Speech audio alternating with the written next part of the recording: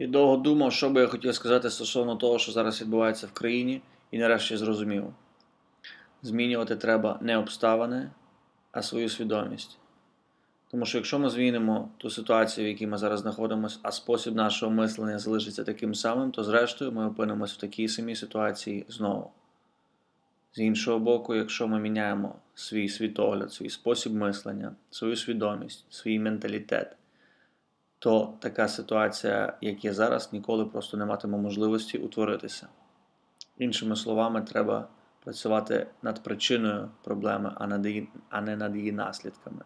Тому що коли ти пропрацьовуєш наслідки, лишається причина, яка зрештою породить ті самі наслідки знову і знову. Але коли ти пропрацьовуєш причину, наслідки просто не мають як утворитися. Ніяких наслідків не може бути, коли немає причини. Сили нам всім і терпіння. Слава Україні!